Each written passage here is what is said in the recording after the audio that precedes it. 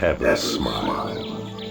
Set in the realm of joy, the people of Eversmile are plagued only by aching facial muscles, and not anthrax as we had hoped. Eversmile is a disgusting land of good humor and polite frivolity. Alright, so that was the intro to the first level of Dungeon Keeper, which is what I'm going to do, let's play up for you all now. Dungeon Keeper is an old game made by Bullfrog. I was totally obsessed with this game when I was young. I spent hours and hours playing it. Basically the gist of the game is it's a dungeon management game where, rather than as in like RPGs and whatnot, where you're the heroes going in to attack the dungeon, you're the guy in charge of it trying to keep them out, or at least killing them once they get inside. Yeah. So anyway, let's get started.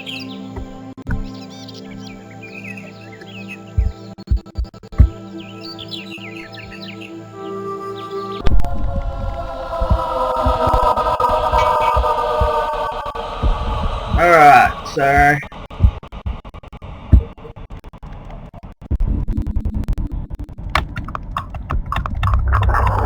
blah blah. So you just get little tips up around here, which I'm just going to click off of. This is a message, thank you. So you click on things to read them, and you can get rid of the notifications over on the side here by right clicking. This is your dungeon heart, which is like the center of your dungeon. If that gets destroyed, you're fucked. So alright, so the first thing we're going to build is a treasure room.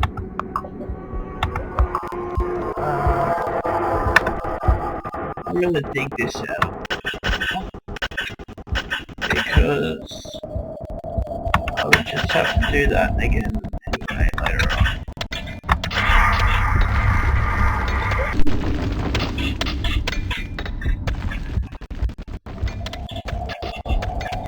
Now, I usually try and make the treasure room pretty big, because you're gonna need a lot of treasure.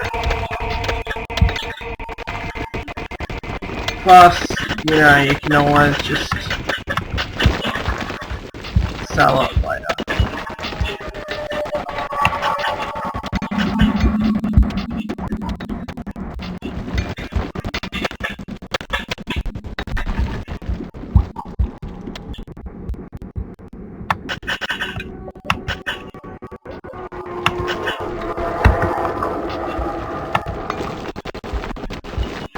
Alright, now these guys you see digging out this are imps, and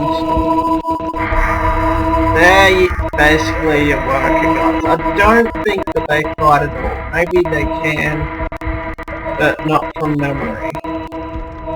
But if you see when I put my hand over them, it shows up as a hand. If you right click,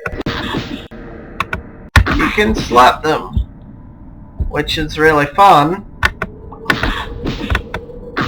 and inspires them to work harder and faster.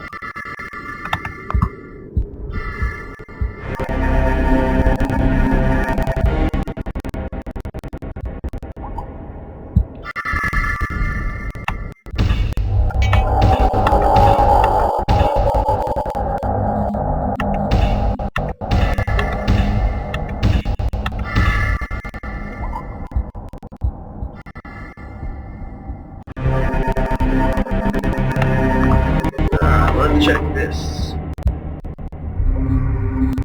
Yeah, we don't care about that.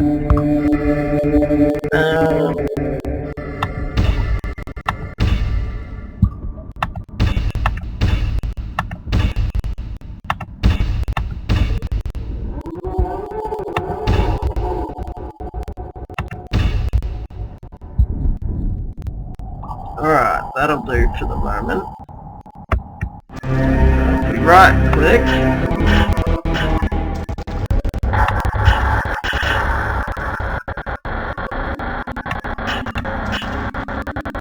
And this is gold here, you can see, because when you go over it, it actually shows up a bit brighter. And that's where you get your money from. There's a limited amount of gold in each level, except for ones where you have gemstones, which will show up later, but we'll get to that then. And yeah, that's just telling you about slapping, which I just spoke about.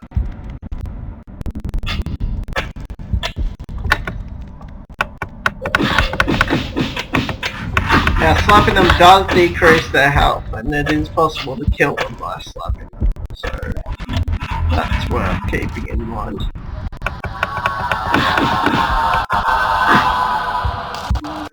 You can pick up the gold if you want.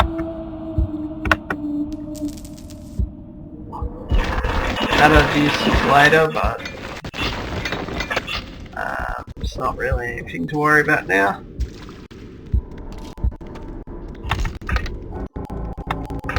So these are just the different menus. Becomes more important later. This tells you how many rooms you have in your dungeon and how many creatures. Oh, this is cool.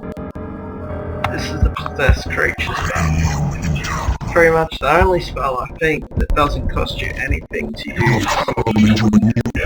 And this is what you can do with it if we find an imp. You can go from going around to making it all first person.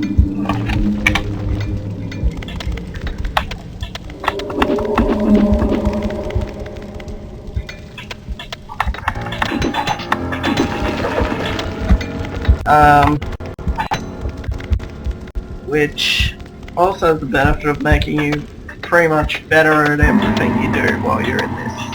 I don't use it very much because I find it hard to use, but it's fun sometimes. Anyway, let's escape. I think if I right click, yeah, if you right click you get it out. Lairs. Okay, that's where your creatures sleep and live and such. Don't care, don't care. These guys are gonna go out and find this. So we got some water. You can't build anything on water except bridges, which you do later on, but I'm not gonna worry about that yet. I'm just gonna build the layer right here because I can.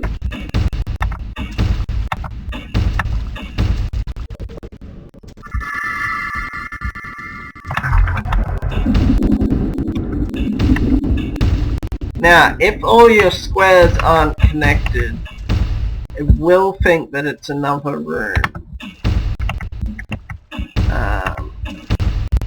So try and make sure every time that it's at least touching one of the other squares. I mean, I guess you can have lots of small ones if you want, but I never really went that way. If you leave your imps around near the walls, they'll fortify them, which makes them harder to break through for the heroes later.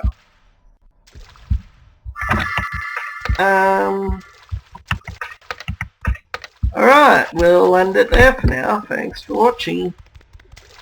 Check back in later.